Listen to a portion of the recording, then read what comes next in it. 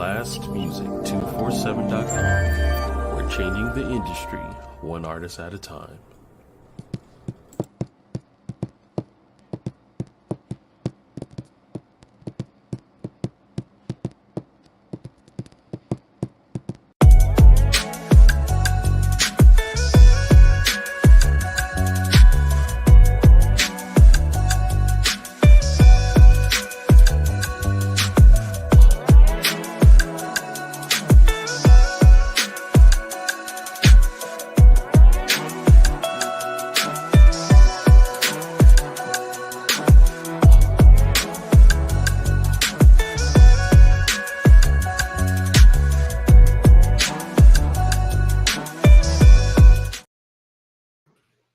What's good? What's good? What's good? I am Paul Cram, the poet, and you are tuned in to another episode of Louisiana Lyricist Lounge, hosted by me, Mr. Paul Cram, the poet. Truthful woman can raise a man, and my co-host, who's shall be coming in a little bit later, Imuna J. So tonight we're going to be discussing poetic power couples. They're going to explain how it feels to be known as poetic power couples in this poetic community. And we have none other than two people who I have the utmost respect for. The brother in this reunion is somebody that I not only look up to, but I go to for advice, I go to for guidance. He believed in me when a lot of other people wouldn't believe in me, and he gave me a show, and it's been on and popping. What's up, Songbird? It's been on and popping ever since. And when this man found his good thing, he let it be known that he found his good thing. He found his rib, you know? So without further ado, I would like to introduce you all to Van and Carrie Meadows, AKA Mr. Poetic. What's up, family? How y'all doing? What's going on, bro? Doing good, man. Doing good. How you doing? I'm great, man. I thank you so much for accepting the invite to come out to the show, man, and let the people know what it's like being a poetic power couple in this community of ours. So before we get any further, I would like for either one of you, whoever feel like they can tell it best, what's the origin story that created the Meadows? I'm gonna defer to my baby. All right. We met in this travel group on Facebook, believe it or not. And so he saw me on this other singles website, but didn't realize that I was the same person that was in the travel group. So then he started going back and forth comparing photos. Like, wait, is this girl? That can't be, because like the age group, like, what she's willing to do. C is older, and so it's like, oh, is this the same girl? So then, like, I started like hearting his photos, and so then he started realizing, like, oh, okay, so like I think she liked me because she liked my photos. So then, he reached out, then I reached out, and we met, and that's what this is. Wow. So it was like Facebook Tinder, like it was just yeah, literally. That's what's up. So Miss Carrie, as far as poetry go, how long have you been in the game? Years, like since high school. I started writing in high school, and then I had a few of my works published in Natural Poetry Society back then, and then kind of just been writing since. That's what's up. Mr. Poetic, why don't you tell everybody how long you've been in the game? About 36 years, bro. I started writing when I was 14. And ironically, the reason I started writing at 14 was I had a lot of trauma happen in my life at that time. And no one could understand, or I didn't think anyone could understand. So I turned to pen and paper and wrote to the one thing that I know could understand, and that was poetry. And ever since then, man, it's just been history. Trying to inspire and write, because I would tell anybody that, hey, I write poetry for me. You just get the benefit of it, So, I'm just, I love it, man. I love poetry. It's everything that we do. Everything in life is a poetic piece. To those that have writer's block, I just tell them just sit around in your room and just look around, find something, and just write about it. It doesn't matter. Just get your juices flowing again. Man, that's so. Would either one of you? I mean, Van, it doesn't matter what your answer is when I ask this question. I'm gonna flat out tell you that yes, you are. But do either one of you ever feel like that you are a mentor in this? Like, do you feel like you have the skill set to mentor and tutor other artists who are trying to get to the level that you both are at? Yeah. Absolutely. Hey, Mrs. VIP. Hey, Miss VIP. Without question, being a mentor is something that one should take seriously. Because someone has connected with you or reached out to you for you to guide them on a path that you're already on. It's just that their journey is different, so you have to be cognizant of where they are, how they're feeling, and be prepared to walk with them in paths that you haven't had a chance to walk yet. Yeah. So you're walking with them through their eyes and through their visions of what they've been through. So it's not something that I take lightly. And then you'd be surprised at how many people you're actually mentoring and you don't even know. Yeah.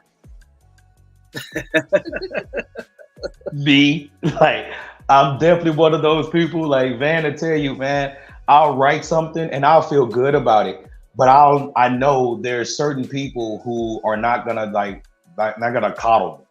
Like they're gonna let me know, hey, this is okay, but you could have done this, you could have done better. Like they know my potential more than I do. And Van is one of those people that if I have a piece and you know what, I want to present this, I'm about to throw it in his inbox. I'm about to throw it in Mojave's inbox and J-Rob's inbox, and they're gonna give me their real life opinions. So it's the respect level I have for those three gentlemen is just phenomenal. And sis, you're in the family now, so it's over with. So I'm just be ready for me to bug you too. Like, hey, I wrote this and I feel like you should look over it. This looks like something you need to be checking out for me. So as far as poetry go, do either one of you have a favorite like genre or style that you like to write? I know, Van, you're known for love poetry, something that I said I couldn't write. Something that you and La Perla Negra has actually pushed my pen to write about it once you made me look at it in a different aspect. So what would be your favorite genre to write for both of you? I'm more love. Hey, Imuna. What it do, man? What it do? I see we got a beautiful couple before us. What's up, y'all? Good to see Hope you got your notes because you spitting tonight too. Who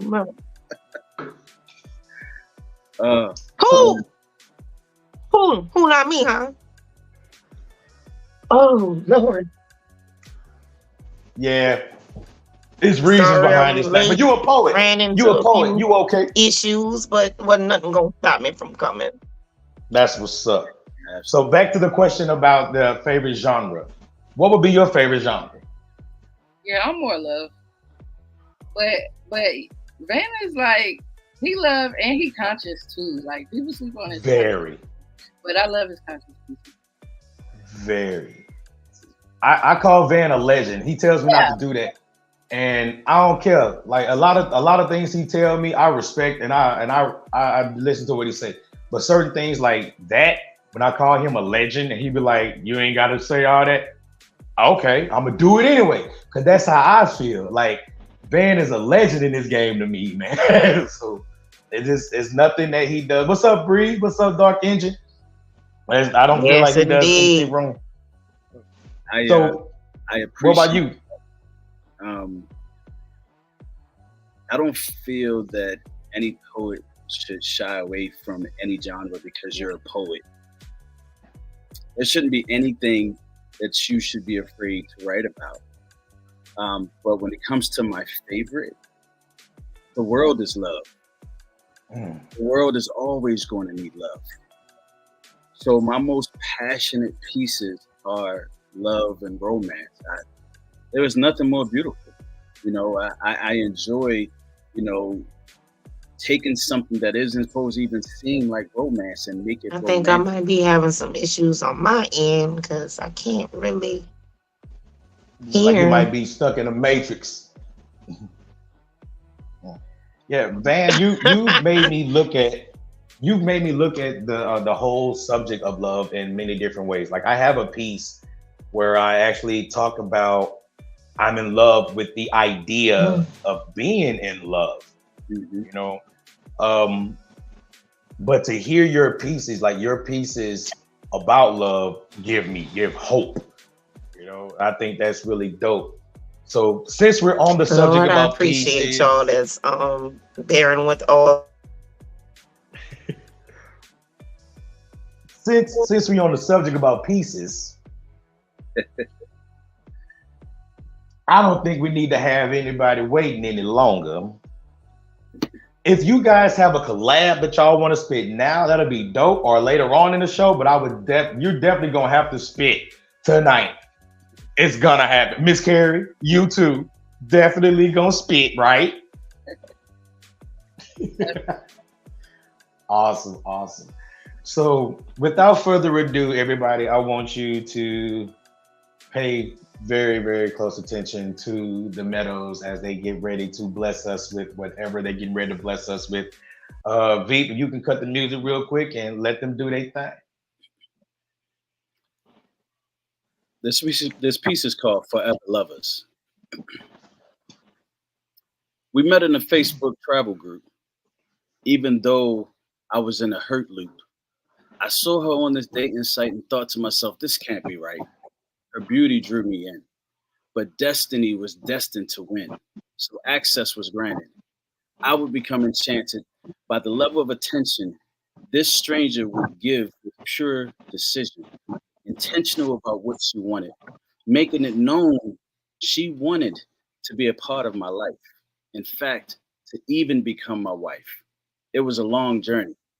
This life of poetic was like a lyrical tourney, one where my heart would play tug of war with my passion and emotions, and in the center by far was her. That one day she'd be called Mrs. Poetic. Her aurora was majestic. No road ever traveled was easy, but she would yearn to please me. And I say she until we would make poetic masterpieces with each other, becoming forever lovers. We met at a time when I was finding me. Being a part of a travel group keeps your mind busy, so you're not focused on reality. I was learning how to be free and accept who I was and who I wanted to be. I wasn't on a journey to find love. Love found me. I told myself I wouldn't let him in, but he did just that and entered my world and became my world. It's hard dating, period, but to find a man who loves God, his children is rare. So I knew this had to be it. One of the things that kept us grounded was our relationship with God. Being able to worship freely and not have to explain my relationship with God was icing on the cake. I knew he was the one for me, but I had to have patience as he too was broken and on a journey of healing. They say when a man finds a wife, he finds a good thing. It goes on further to say that he obtains favor with the Lord. I'm blessed to call you my husband. I'm grateful for the man that you are and who you are becoming for our family. Thank you for all that you do, leading not just us, your family, but all the people that come in contact with you. I love you. I love you. Love you too. Oh, I know that was fluttering and shit. Like, oh man. You know what? No. Cheers to you guys, man. love is a beautiful thing. Yes. Man, that's beautiful. That is truly beautiful. So would you Hey, Janice, what's up, baby? Niece, Dark Engine, thank you. So, as far as like being a couple in this community, you're basically like the people that I wanted for here tonight. You're basically like a face. Like you're the face of poetic couples. You got Van and Carrie. I remember at one point in time it was Gina Storm and King's Cadence. You know, there's just some people who are they match together very well. Aziz and Subliminal. You know, they're together. You know, so does that put any added pressure on you too, as far as like your pieces, performances, or anything like that? Only if you allow it to. Yeah. Explain. I mean, I'm gonna say something that's really going to help poets in general. All right. When you get to the place that you understand that you're writing for you and not someone else, that means that you no longer care about what others will think of you. Yeah. So then you become free to express whoever you want to be, how you want to be. Because one rule, not everybody's going to like you. Yeah. And that's okay. There are thousands of poets out here. I don't have to be your favorite one. But it's not going to stop me from expressing who I am. So, by all means, man, listen, haters got jobs to do too. And that's okay. That's true. It's okay. That's true. Yes, indeed. That is true. So whenever I write, whatever I write, I don't check nobody and say, hey, you think I should write about this? No, I just write it. That's incredible. Dark Engine says that's so opposite of all the writing advice, even though it makes so much sense. The popular creative writing advice these days is to write for readers, not authors. You know what? A lot of us go through that. Like a lot of us are getting into this box where we feel like we have to. It's not even. A lot of us aren't even writing for the pleasing of the people who's listening to us. We're writing for another poet to approve us. Yeah, I have been guilty of that. I have. Me too. Man, I went through it. Man, I went through it. Like it took people like Van. It took people like, you know, J-Rob to really just tell me like, bro, you're not writing for anybody else. Like poetry for me is my healing. Poetry is my therapy. Yeah. You know, poetry is what keeps me sane. And I wasn't using it correctly. I was doing it for likes. I was doing it for, see if I can get invited to this because I did this piece and this piece. I know this piece is a dog. And no, man, once I started writing for this to keep me sane, oh man, like things became so much different, so much clearer.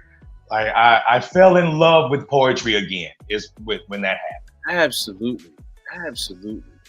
And, I think that when you're too worried about what other people think, you will never fully be satisfied with what you write. Yeah.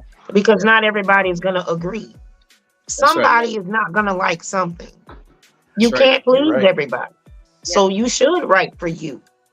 Absolutely. And competition. Stop being in competition. I compete with the person I look at in the mirror. Yes. Like I feel like I compete with the last piece that I've written. Yeah. Like that's what my competition is. The last piece that I've written. I don't compete with people. I don't try to, and I hate to even say it like this, but poetic beef, like we're in a hip hop community. Like I don't do that. Like the first time. Bro, you know how I feel about that. You know how I feel about that, right? And we've been through it. Like we both have been through this. Listen, one thing that I committed that I will not do is use my pen to vilify my brother or my sister. Straight up. Speak on it. I'm not going to do that. I love that. You know, when we have these challenges, you know, and people want to do that, You're like, man, I don't know. I said, well, why are you looking at it from a standpoint that you got to talk negatively about that? You right, Janice. Write something Collaboration over competition. Mm-hmm. and encourage them, or collaborate. Like essentially Johnny said, collaborate. Collaborate. Like put a spin on it. We always think that competitions has always got to be negative. That's why I say I could never be a slam poet. I couldn't do it. Me either. Because I'm not going to sit there and talk about you just to win a prize. Yeah. I'm not going to do that. My hat goes off to those that are willing to do it, that can do it. By all means, that's your thing. It's not my thing. I'll watch it and I'll enjoy it because I will appreciate the artistry. Mm-hmm. But I'm just not doing it. I think some people feed off of that, like the verses and all that, like the battle, the beef and stuff like that. Like I don't like that vibe or that energy. I like positive energy. Yeah. Now I will be honest with everybody on the panel. Like I don't look for competition. I don't do anything like that. And Van, to tell you, I'm humble. Like I am extremely humble. I'm even nervous when it's time for me to spit. Even on the radio shows, if I call the get down, he'll tell you as soon as you say the mic is yours, you're gonna have to wait about 5 seconds before I say something because I gotta breathe. I gotta get myself together, and I gotta convince myself to open my mouth. And once I open my mouth, it just goes.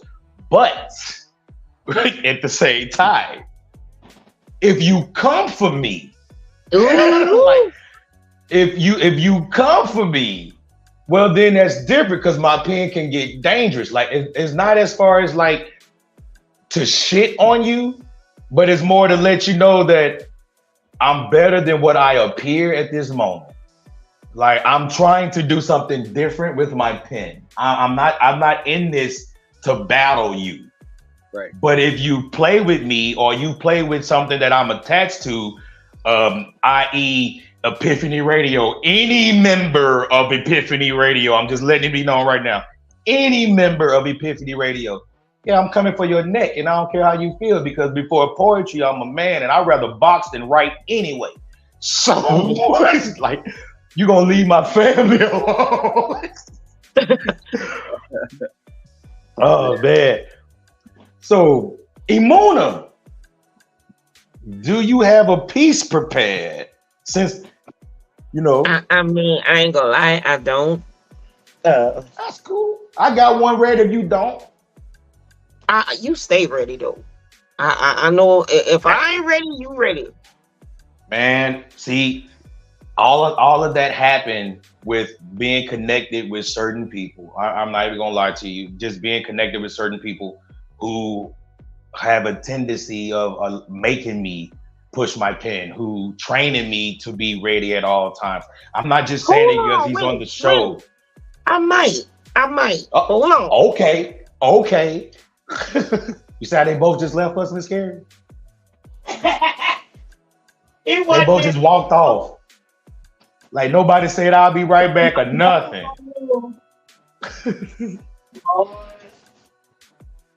So while we're waiting on them, Miss Carrie, let me ask you some questions. Seriously, like, so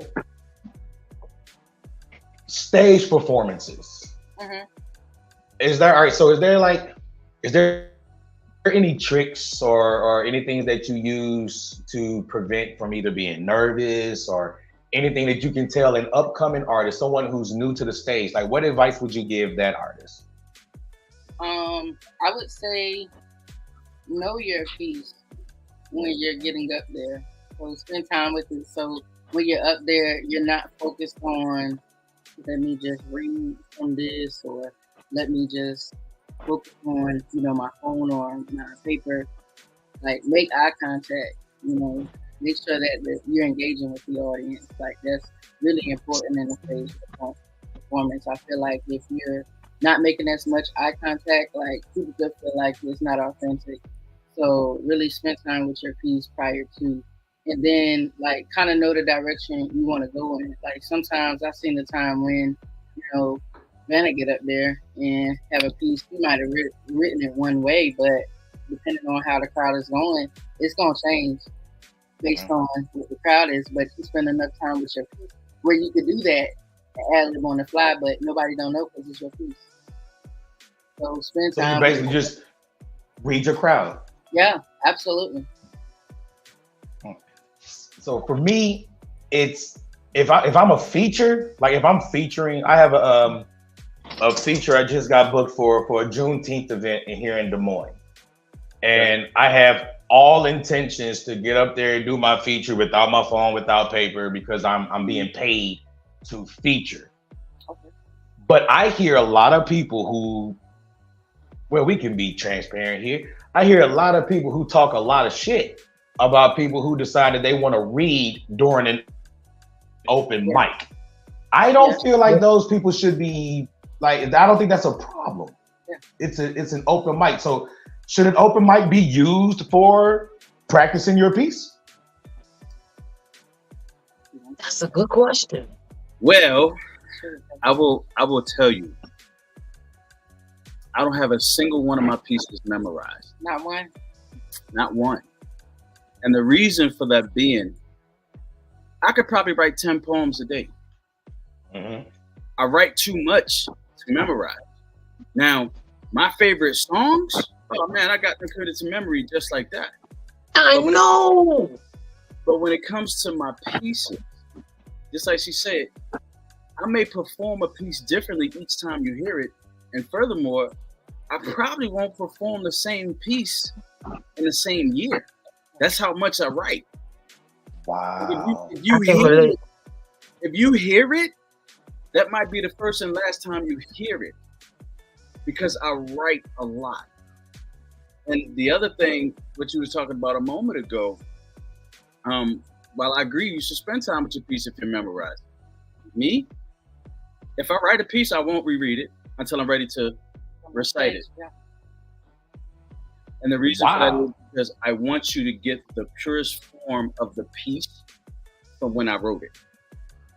And the only way you're going to get that is if I don't spend time with it and I just deliver it.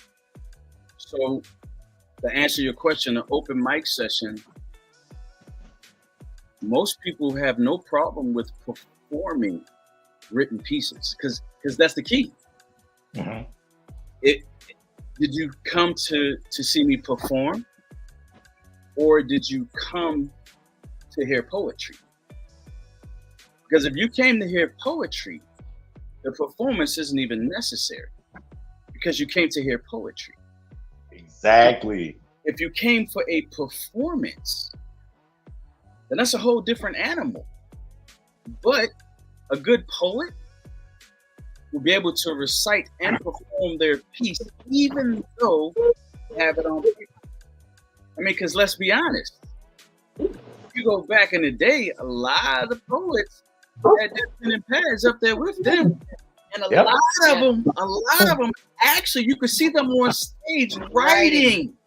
Yeah. While they're performing. Yeah. I've seen it, and I thought it was one of the most amazing things in the world. Yeah, it's like because inspiration hits you at any time. You could be in the middle of a piece, and you'll have inspiration hit you. You're like, whoa, where did this come from? And you have to get it out. Yeah. Or a certain word that you hear, or a certain smell, or some. I know exactly what you're talking about. I know. Oh, you're right. You're right. You know, so I record at work. Like I'll be at work and something that hit me, and I'll just hurry up and turn my record on my phone and be like, blah blah blah blah blah, boom, and then go back to work.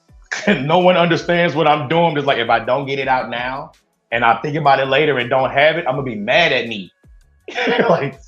And to the person that just put in the chat about you suffer from writer's block a lot. One of our hosts, you may know him. His name's David Mott, aka Mr. Metaphoria. Shout out, Mr. Metaphoria. He often says, if you feel like you're having writer's block, do a word dump. Don't think about it. Just write as many words come to your mind in that moment when you're ready to do a word dump. And that should help free up your writer's block because we all got words swirling around our head. You're a poet. There's no way you don't have words swirling in your head. It's just coming up with an idea for the piece that you want to write. But in that word dump, you'll see something in there that will inspire you to write. Man. So I feel like pictures helps a lot too, because you know how they say a picture is worth 1,000 words. Mm-hmm. I don't think that if you're looking at something captivating, you're going to think about something and it can inspire you to write. That's worked for me a lot. Absolutely. Absolutely. Pictures are great inspiration. You know, man, great. Pictures says so much. You know, and I don't know about y'all, but I love me a black and white photo. Yeah. Yes. Those hit different. They hit different. They oh my God, they're different. Especially, yeah, we're gonna talk about that in a minute. We're gonna come right back to you, Imuna, in just a moment. It's the halfway point, so we're about to get ready to bring Veep up real quick, and he's gonna introduce us to the Blast Music Artist of the Night. What's good, Veep? What's going on, guys? Loving what I'm hearing. Loving it. So tonight, our Blast Artist Spotlight, our girl Lily Lorraine, produced by D-Ray. This is called Be Like Me. Let's check it out.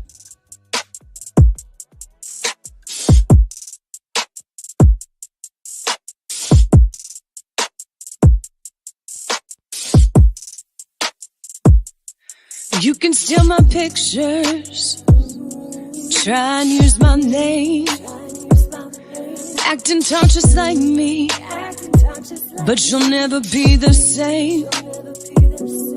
Looking in the mirror, not liking what you see.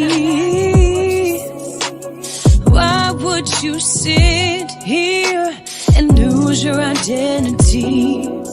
So go and waste your day, throw all your time away. You'll never get too far.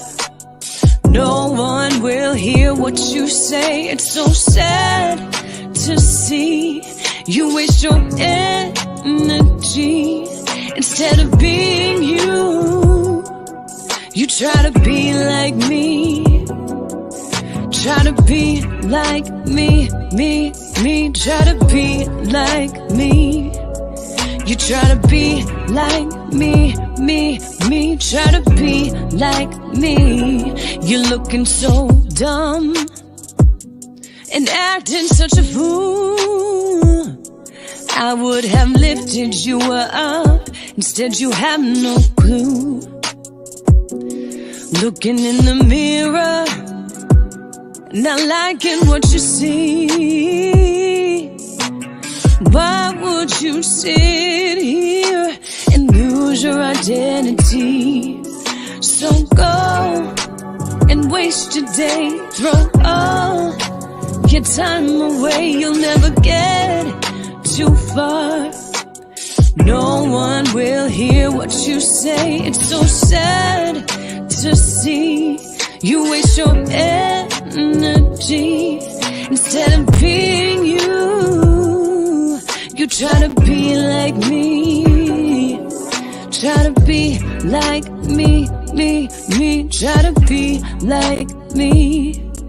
You try to be like me, me. Try to be like me. Try to be like me, me. Try to be like me. You try to be like me, me. Try to be like me.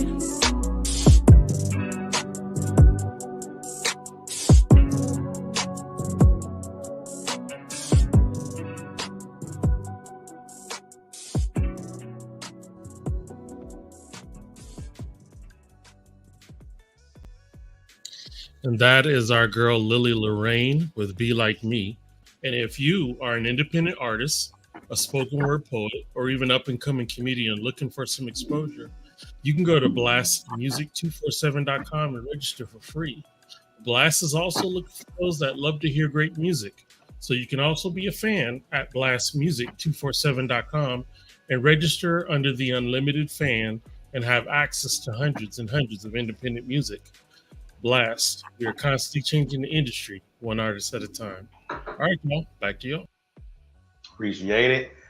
Oh man. So what's up, Nat? What's up, Nat? What's up, Nat? And I see my cousin Daryl has jumped in. What's good, cuzzo? Man, I'm having fun tonight. But Mona, you ain't off the hook. So now that we are past the the blessed music artist of the night, Mona, are you ready to go ahead and blaze that mic?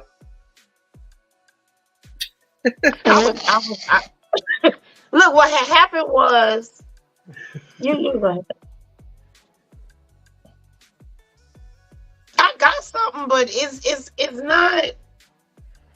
You know how I be writing, man. It's always like a little dark. You know what I'm saying? I don't want to. We got this nice positive vibe going. We talking about power couples and love and all this good stuff. Hey, Carla. Greetings. Well, I'm a flat out. I'm not even gonna say nothing about that. I'm gonna let Van get on you about that. I'm gonna let him get on you the way he get on me. Van, she got something that she want to spit. He did the look. It says, and she acting like she don't want to spit it in front of you. So now I think the Meadows need to let her know. Amelia, I know your work. But something that you have to share, somebody just might need to hear it. Absolutely. oh, okay. Nat Turner say, "Let us hear it. Come on with it." Okay. I ain't gonna argue with that. I see I'm outnumbered. I'm gonna go ahead and spin. I ain't gonna be no punk. All right. It's called trust issues. Trust is something that should never be given. It should only be earned. I gotta say that's the toughest lesson I've ever been forced to learn. When a bridge of trust is built, the path to love is destroyed once it's burned. Many things make up a good relationship, but to me, honesty is my main concern. I should have walked away sooner when I knew our relationship was damaged. After so many times of being hurt and lied to, it was inevitable for me to turn rogue and become a savage.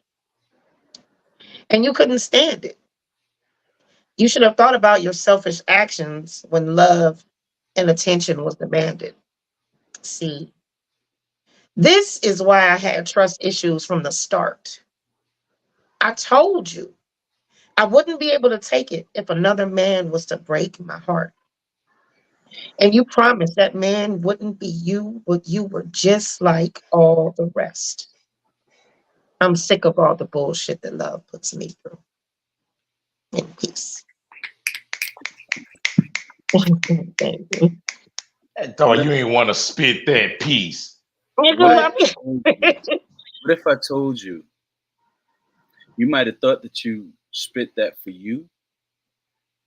There is a man out there right now listening that said that they're saying he needed to hear that because he thought he was the only one. Speak on it. Speak on it. Legend. Because see, men write poetry because we have feelings too. And as much as trust issues is a big thing, it was one of the things that I struggled with. And sometimes still. Because I would tell you, and I don't trust nobody. She like, nope, he don't.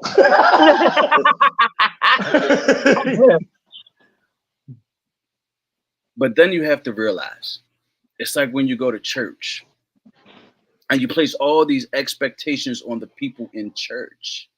But you forget that they go to church for the same reason you go to church. Ooh, speak on it. Speak on it. It's a hospital. Speak on it. To be healed. Yeah. There's a lot of people hurting from trust issues. And it's unfortunate It's unfortunate that some of those trust issues may not stem from a relationship of someone that you're in love with. That's deep. That's deep. It could be your parents. Yeah. Because you learn trust from them. Right. Right. And betrayal never comes from a stranger. No, it don't. Nope. So that is a very powerful piece. You may think it was dark, but it was very enlightening. See, I told you. Like there is no reason for you to ever put negative energy out with your pieces, because your pieces, regardless on how you may feel, it may be dark or however, it's healing. Yeah. Poetry is a healing. Yes, and somebody needed to hear that. Absolutely. I never thought, man, I have close to 3,500 pieces. You're right, man. and the majority of them are like that. I was holding all that shit in. So I think if I wouldn't have even started writing poetry, I don't even know where I'd be right now. I'd be dead. I don't think I would. I don't think I would. I'm serious. I would have blown my head off, like real talk. Like, and I've mentioned that before. I'm very transparent about that. Like, I have no worries about like telling my testimony on that. Without pushing that pen, I'd have pulled that trigger. Yes. Like, plain and simple. February of this year was a dark month for me. February of this year, my Epiphany family saved my life. Danielle sat on the phone with me for hours just to make sure I did nothing stupid to me. You know, it's like, so poetry is healing. Absolutely. So I don't care how dark you think your piece is, it's going to be light for somebody, because somebody needs to hear it. And that's why you can't stop writing. Mm-mm. You can't worry about what people say, because number one, it's your art. Let that sink in. Do you think that Michelangelo, Leonardo da Vinci cared about what people thought when they painted their pieces? No. We could talk about some of the poetic greats that come before us. My favorite, Maya Angelou. She did not care what nobody thought. My favorite poet is actually like, and I just told my mama this, my favorite poet, honestly, is J-Rob, the Wise Son. And I've said that several times. He's hands down and I love Langston Hughes, I love Maya Angelou, I love Sister Soldier, I love all these people. But J-Rob's poetry touches me in a different way. J-Rob's poetry gives me a sense of like belonging. It makes me believe in things, you know. So, and it may be a piece he wrote just to be writing. The man is that kind of talented. Like, he'll just him and Van, they'll both just write some shit just to be writing some shit, and to them they playing around. But they go off. That's why the Get Down is such a great show, man, because it's like, if a lot of shows I don't catch in the very beginning because I'm doing so much with my little crotch goblins and I'm trying to make sure that they're good, right? You know, with my little, how the guy said it, my participation trophies, you know, I do so much dealing with them. But the Get Down is one of those shows where I want to catch at the very beginning, because I know for sure that those two are getting ready to spit. And I've never heard it, what they getting ready to spit, and it's gonna be every time it happens, I could be going through whatever I'm going through, and for whatever reason, whatever they have written works. And it's like, you know what? They right. I don't have to act like this. I can do it this way. You know what? That's motivation. Let me call my brother and let him know what I'm going through right now, so you help me out with this. So your piece is medicine for somebody. Continue to be their doctor, man. Don't put your pen down. Absolutely. I got a small piece, and it's alright. It's like almost a love piece. It's close to being a love piece. It's, you know what? Put it this way. I like it. I like the piece. I like the piece. But it's not necessarily a love piece, but it kind of is. But I'll let y'all be the judge of that. All right. So it's called Okay Is Not Always Okay.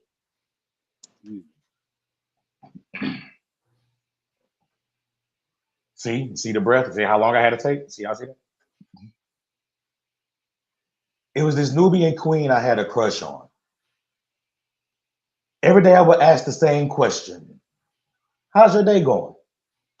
And every day she would slightly grin and say, it's going okay. Immediately, I thought to myself, just okay. A woman of your caliber is having a day that is just okay. That response seemed to always bother me, and I usually just accept it as a polite response to my greeting. But on this particular day, accepting that from her was nowhere in my thought process. I knew I wanted to say something, but I had absolutely no idea what I wanted to say. So I just opened my mouth, and the question that formed in my throat and rolled off my tongue and fell from my lips was, why? Why are you okay with having a day that's just okay? Still wearing the pretty smile that slightly increased in size, where her eyes show a little confusion. You know, she responded with a simple, huh? It was attached to a small giggle, and I told her that I feel like okay was not good enough for her, and she asked me why, and I told her that eventually, as soon as everything gets in order and the universe grants me the opportunity to be with you, your response will never again just be okay.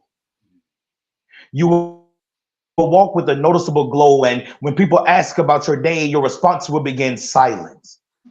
As that beautiful smile comes across your face, because you understand the effort and appreciation that you are finally receiving. The look on your face tells it all, but you part your lips to say, I'm happy.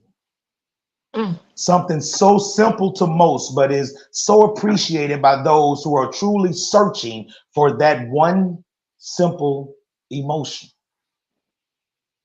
The butterflies in your stomach begin to tickle your soul as you try to contain the feeling of wanting to explain how taking the chance on a man that you have looked at as just your friend was the greatest decision you have ever made from your heart. The feeling of just okay will be replaced with the feeling of love and happiness. And I'm talking about that deep, deep Al Green had to sing about love and happiness. Your pulse picks up speed as the feelings of being completely satisfied is mentally unlocked. You found someone who is emotionally tied to you, and it sets a fire in your loins that will be fed with an accelerant of passion that burns every memory of every relationship you didn't feel valued, because now you know what love feels like. As soon as everything falls into place like it's supposed to, and the universe grants me the opportunity to be with you, I will make the feeling of being happy become just as permanent as the smile that you wear. And after I told her all of that, she looked me straight in my eyes with the look that said, come get me. And she parted her lips and she said, okay, in peace. That was dope. Yeah. Appreciate it. I love that. I love that. Thank you. Thank you. That's a love piece, bro. See, that's what I'm like. Like, but it's because of you and Danielle. Like, y'all really pushed me to like dig deep into that. So I'm gonna skip over you real quick, man, if you don't mind. I'm gonna go right to Mrs. Meadows. Absolutely. Thank you so much, Carla. And I'm gonna ask Mrs. Meadows, will you please bless the mic with one of your individual pieces? Oh, look at that. She was like, I know this. I know damn well. I just got off this microphone. I know he. Oh, you know what? Wait till it's over. Oh,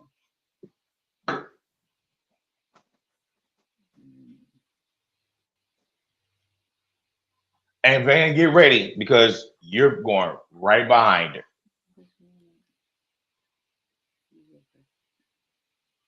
Y'all hear what she just told me to go first. Oh, you know what? Cool. We'll do that. Why not? This piece is called Dancing with Poetic Intentions. Mm.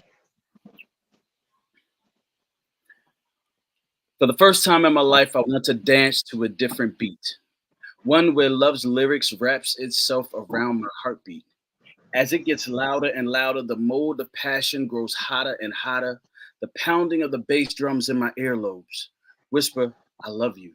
As we move and glide to the piano keys and our fears disrobe, the lost notion that R&B is dead is revitalized in the efforts of our body movements. And in my eyes, she trusts my lead. I dip her emotions deeper into my arms, so deep she rests her cares upon my soul as she pushes up on me and love swarms. Out in the dance floor, the sound of the energy dripping off the lights begging for more, creating an oasis of magnetism with symphonic jazz-like rhythms. While we get lost in the romantic tango as salsa mixes with a hot, steamy Latin tango, uncovering this satisfaction. As I breathe her in harder with a gyrated pulsation, telling her I love her musicality. As she admires my dance ability, and the djembe drums of my feet play alongside the harp of her bed sheets. See, we spread ourselves across this canvas, known as the dance floor chemistry of At Last. We can make love in public without shame or fear of ridicule, and it's so symbolic of how we adore each other, breaking the barrier of dance and sound, trusting each other. So much it sounds absolutely amazing. Moments of our bodies as like lyrical stargazing, eclipsing that moment in time where the lilies in the field bow down to the sound of pure poetic music and yields its position to love.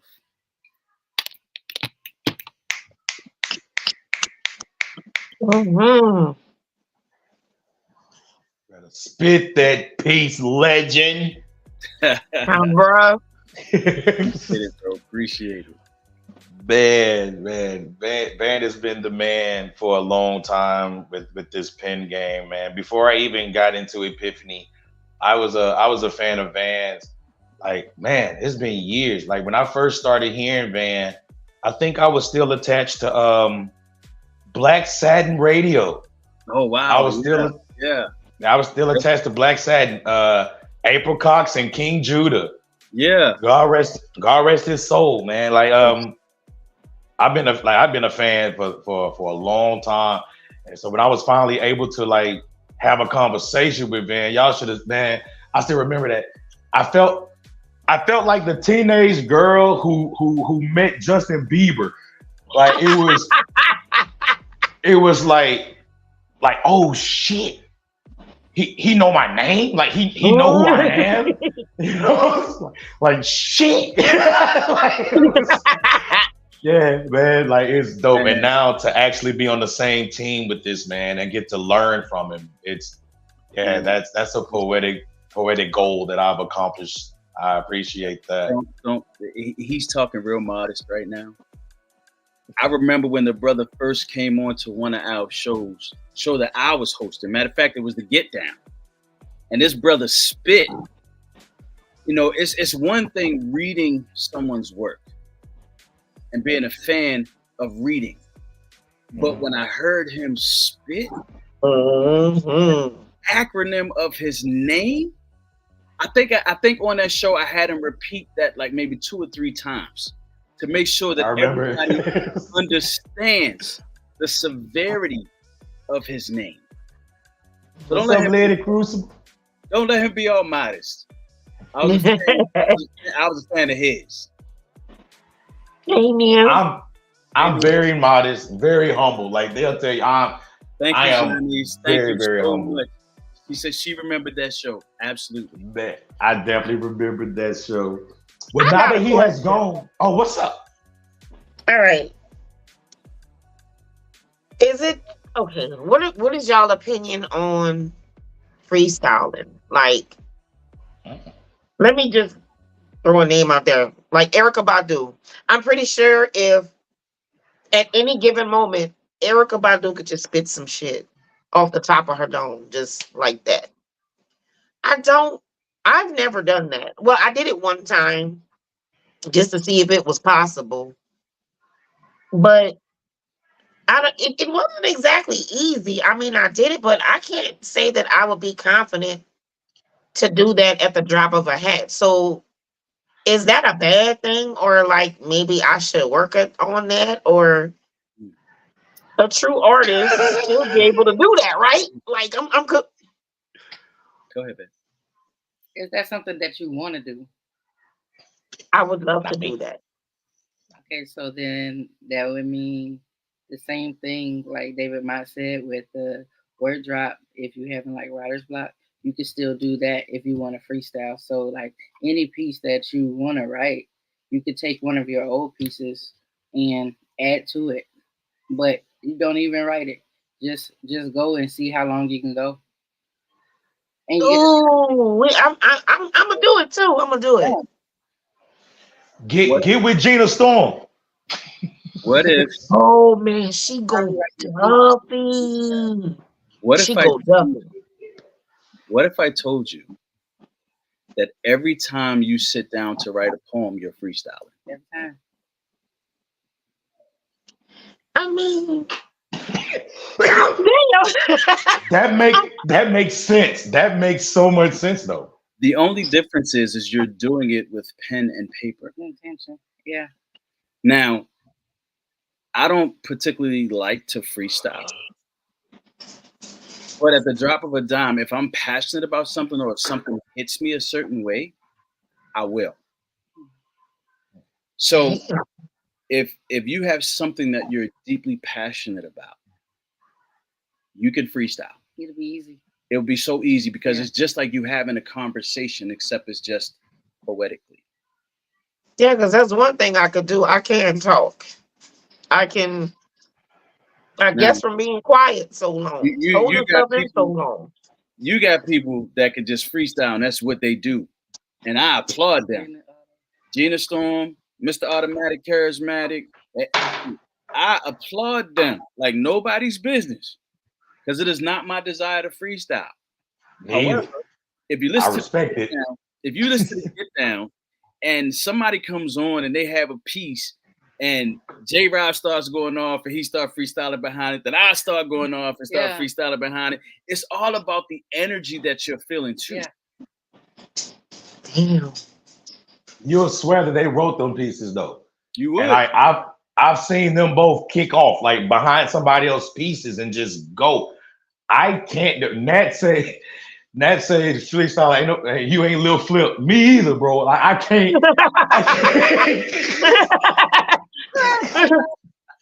Like I can't freestyle. I have the utmost respect for freestylers though, but it's for me, it's really not my vein. For as far as my pieces go, I usually try to be extremely detailed in my pieces.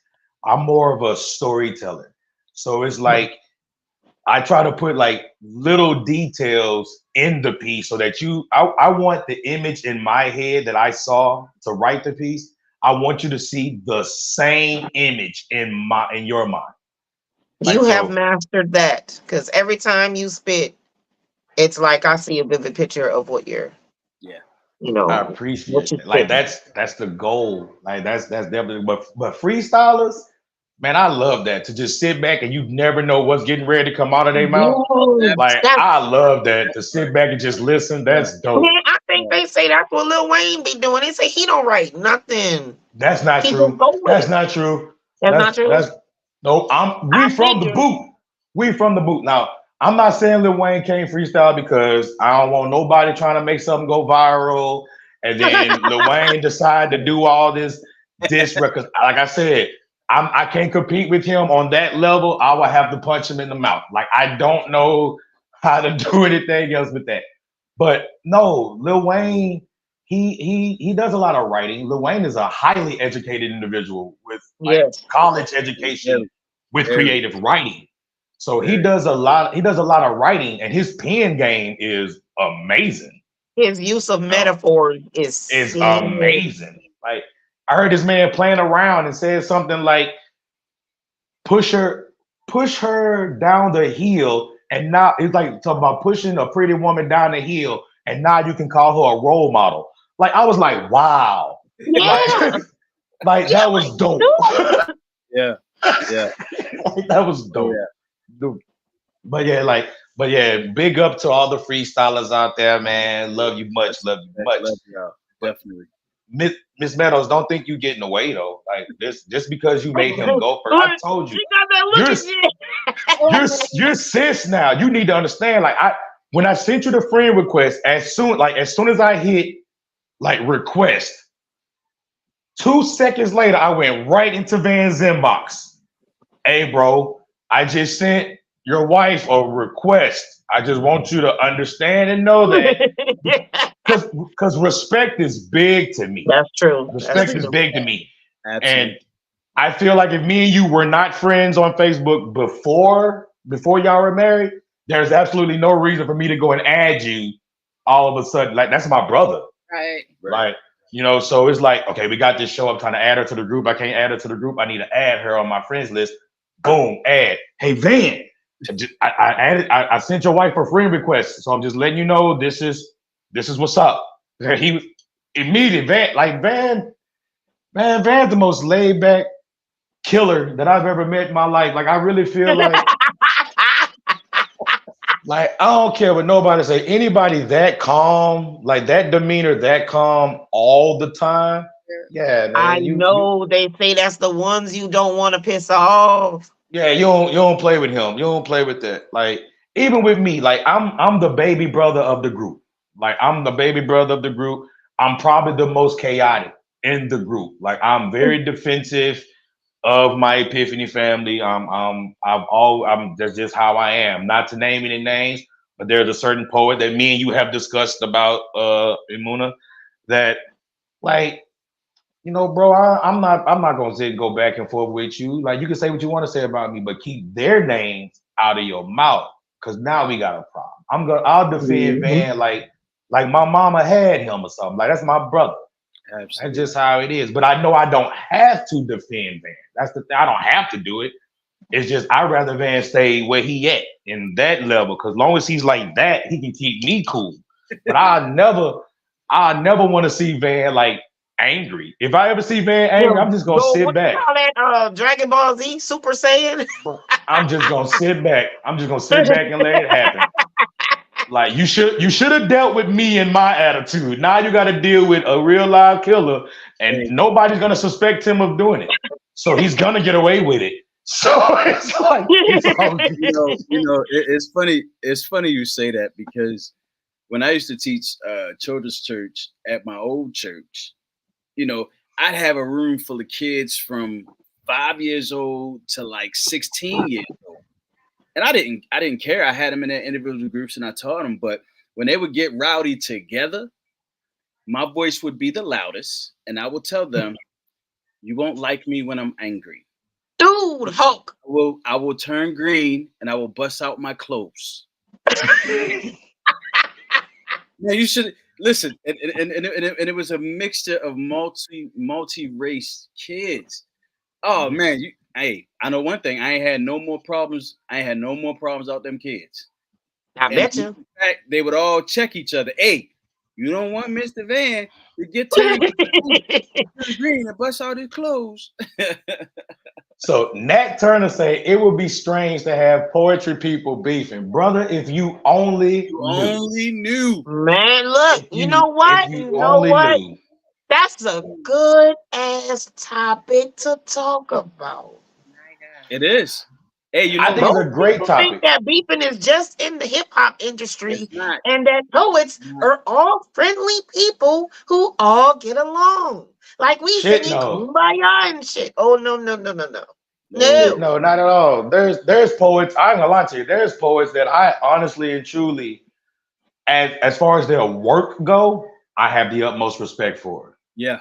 But as far as they go, man, I don't give a damn. You can be on fire, and I wouldn't piss on you to put you out. Like there, there's some poets out there like that. Like I'm not gonna get on the podcast and name names or nothing like that, because that's just not who I am. Don't do it. But both of you know, because I've expressed these emotions to you. Yeah. You know, and it's just, but so Nat, you wouldn't believe it, bro. Like a lot of us as artists, when Erykah Badu said we're artists and we're sensitive about our shit, like that's real. Like I treat my poetry like my children. And Yes. I've had somebody at an event that I was at, didn't know I was in the crowd, was on stage spitting my piece like it was his. Yeah. Like, and when I stood up and started spitting the piece with him, like, bro, and I flat out said, hey, bro, I don't care about none of this. This is not Paul Cram talking to you. This is Charles, and you're gonna have to see me. Like, you gotta see me about that. Like, this is my child. God. This is my livelihood, and you playing with me like that. So yeah, Nat, it got some beef in poetry, bro. Like, hands been thrown in this community, bro. Like it's nuts. Yeah. So But that's a whole nother story for a whole nother day. We definitely gonna bring that back up. But before I let y'all go, and y'all let us know where everybody can find you and things like that, I'm gonna get Miss Carrie, who's trying to weasel her way out of it. Nah, not gonna happen, sis. Not gonna let it happen. You are officially my sister. That just is what it is. You have married into the family. Congratulations. I am the little brother who has no sense whatsoever. I probably got as much sense as God gave a maggot. And that's just who I am. I'm going to tell mama. Who? I would snitch. I would tell my mama. Hey, Paul Cram. Maggots evolve into something else. Flies. They evolve. That's true. That's true. All right. This piece is called "Let Me Kiss Your Scars." Let me kiss your scars, holding your peace to be still, valuing this moment so divine. Each kiss stopping time. Seconds turn to minutes we can't return. They are lost to time. All that's left is me, trying to heal your scars, one kiss at a time, forever, however long it takes. I love you. I love you. Oh. I love her pieces, bro. Like they hit. I love your pen. I love your pen. Like it's your pen is filled with so much positivity, so much light, so much love, and it's something that's definitely needed, especially in the world that we're living in now. Yes, man, it's amazing.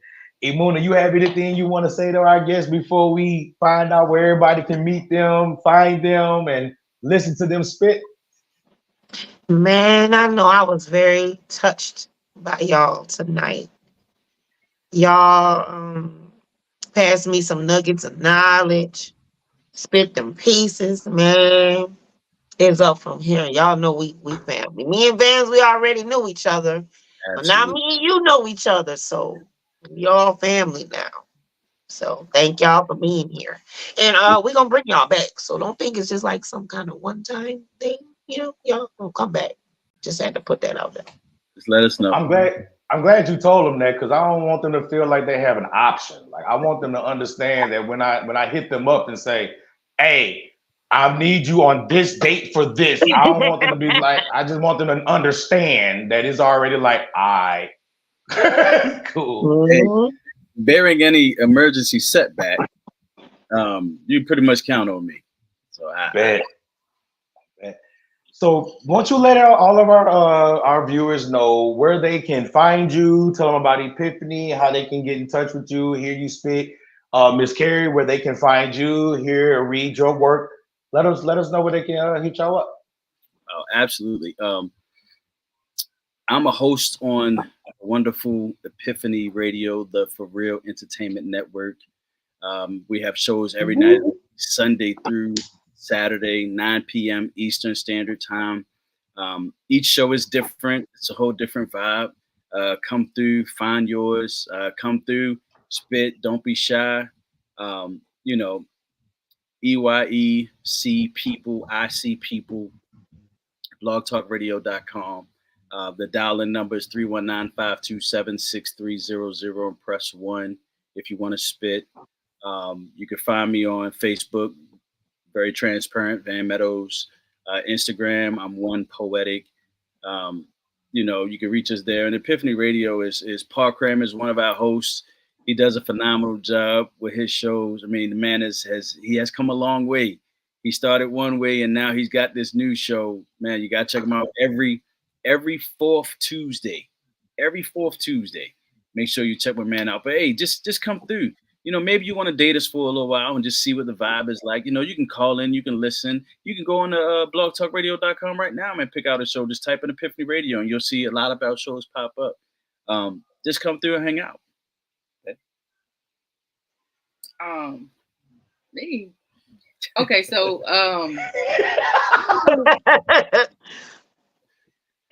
I am nowhere doing poetry right now. So like I have a lot of talents, a lot of gifts. So like I'm a baker and I'm a singer. So like mostly if you on my page, you probably will see singing things or baking stuff because that's mostly what I am doing currently right now. If you are looking for any of my works, they will be in the archives at Epiphany. Yeah. But I am on Facebook, Carrie Meadows, Facebook. Yeah.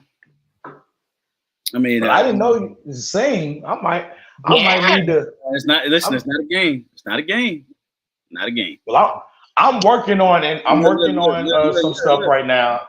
Look, her and her friend, her and her best friend, Tamika Terrell Artistry, the best friend. She watching, and they be getting it in, man. They be getting it in. So they same. Now I did forget to mention that I do have 4 published poetry books. They're all entitled The Ebony Collection. The latest one is volume 4, which was published last year. That's the erotic side of my pen. And it's a lot different from erotic that you would normally look for. Because my level of eroticism, or what I believe erotic is it starts here. Yeah. Mm-hmm. You can't move anywhere else until it starts here. Yeah. Bruh. Right. So that book will have you on a journey of here. You might find 1 or 2 pieces that might just go all the way there, but for the most part, it's there. They're available on Barnes & Noble, Books A Million, Amazon, my publishing website, lulu.com. And if you're looking to publish books, you're looking to have your book published, you're not even sure you want to do a book. There's a lot of publishing companies out there, but if it's your first time and you want to see what it's all about, I encourage you. It's self-publishing, lulu.com, self-publish. You can create, do your own thing, have as much autonomy over your work. And then you can sell yourself. You have they build you an artist page. So don't be afraid. Publish your stuff. People want to know you. Don't be shy. Let yourself loose. That's what's up. Bro, I thank you both for coming through tonight, man, accepting the invite. I know it's late. We're on a different time zone than you guys. But this ain't the first time that Van has shown up and shown out. I remember him coming to Louisiana, like hours. Oh man, drove to Louisiana for a surprise. 10-hour drive. 10. And I think he did like 2 pieces. Well, here's the crazy thing. I originally came to do 1 piece. But the engagement piece. The audience was like, one piece. That's all we're gonna get. Yeah, they wasn't going. So I had to do another piece. So that's when I got to meet my brother, lock arms with him face to face. It was a beautiful time. I had a wonderful time, man. I look forward to those opportunities again. Definitely. Man, I had a great time today, man. What about you, Moon? I had a great time. Thank y'all so much for having us, man. This is a wonderful show, wonderful platform. You know, I'm excited. I'm glad to see y'all doing this. And y'all got me excited to go try some stuff. Like, listen, I'm for real. I'm like, I can't wait to try all the stuff that we talked about. So also too, take that advice. Speaking on that too, also something that we used to do a lot on For Real Show, like we would get like a few words and then set a timer, and you had like 2 minutes, and maybe sometimes it's 60 seconds, maybe, okay, and you get like a few words, 60 seconds, you got to come up with a piece, but at the end when that timer go off, whatever the piece is, that's it. Yeah. That's dope. That was a segment of his show that he called Pick Up Your Pen. Yeah. Right. And he would give you phrases, and he would play a song.